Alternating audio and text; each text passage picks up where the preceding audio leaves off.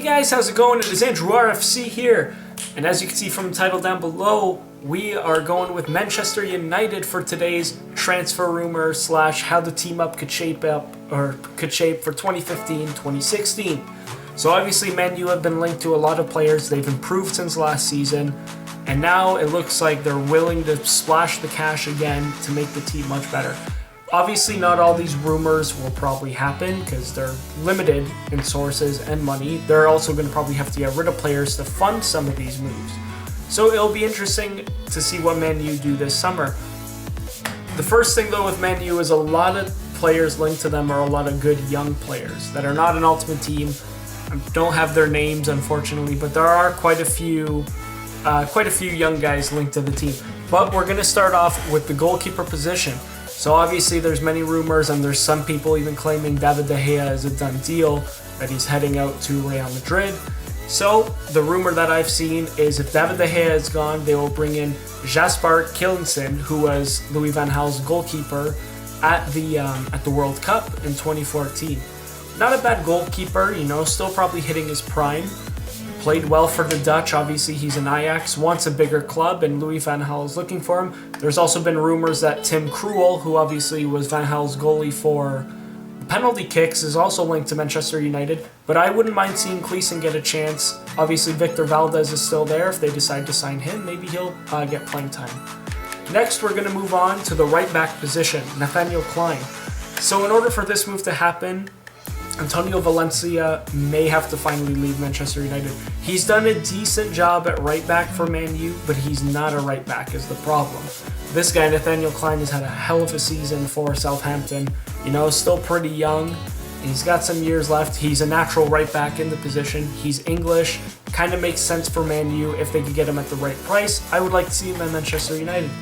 Next one, we move on to Marcos Rojo. Obviously, he was very anticipated, brought in for quite a bit of money from Sporting.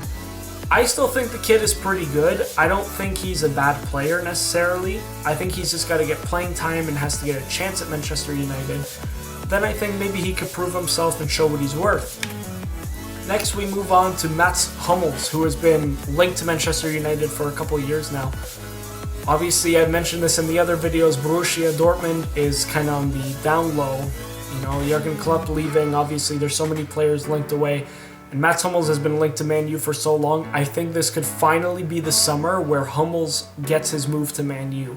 Or even another big club. But obviously Man U, a lot of people are saying, are the top priority and the favorites for Mats Hummels. Moving on, we have Fabio Coentrao. And the reason I put Fabio Coentrao in the Manchester United lineup, one of my favorite players, is there's been rumors a part of the David De Gea swap with Real could include Fabio Coentrao coming back. Obviously, Man U, I believe it was last year, put in a request for a loan, and Real Madrid had signed the deal, but it was literally like 5 minutes past the deadline, so Coentrao didn't get his move to Man U. He's been earring at a move away from Real. He doesn't get along with Carlo Ancelotti. To me, he's one of the most underrated left backs out there. I love Fabio Coentrao. Hopefully, I would love to see him at Man U. Hopefully, you would love to see him get a chance.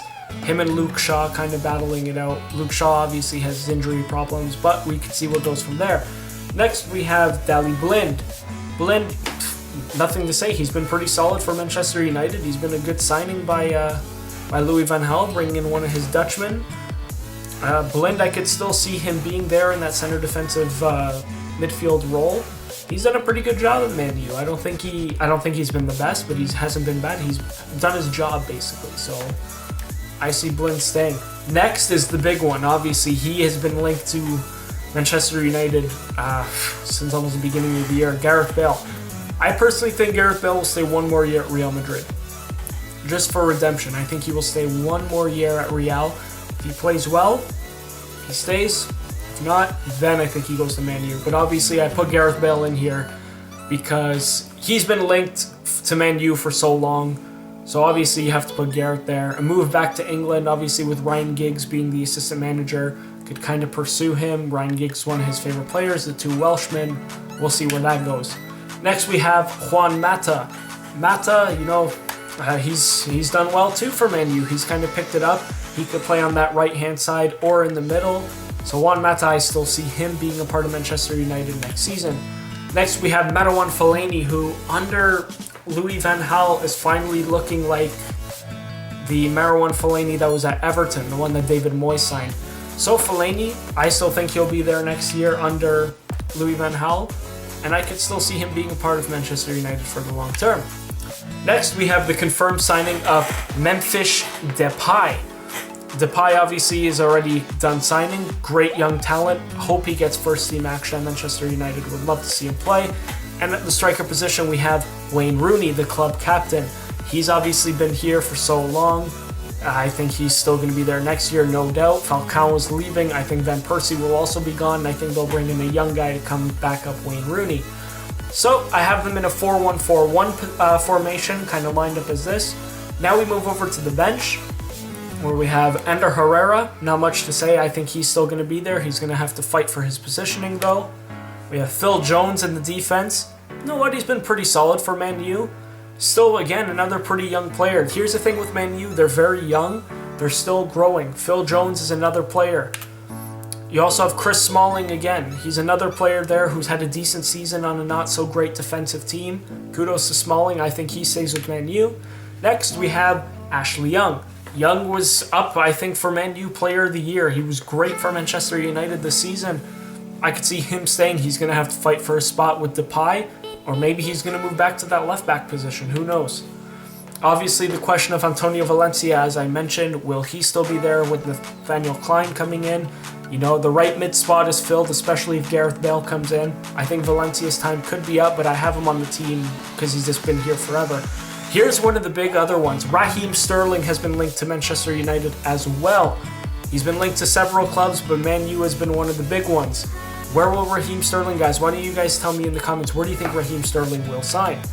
And next is Nicolas Otamendi. This is if they fail on Mats Hummels, maybe if they sell off a couple pieces, I could see Nicolas Otamendi coming. Super defender, watched him play for Porto, has watched him play for Valencia this year. Guy's great, he's quick, he's just so good in the air, he's good on all attributes. Otamendi, to me, great defender. So guys, leave down below in the comments who you want to see next. That was my quick kind of update for Manchester United with the rumors I know. Don't forget to leave a thumbs up, comment, subscribe. It's been your boy Andrew RFC. Peace, much love, take care.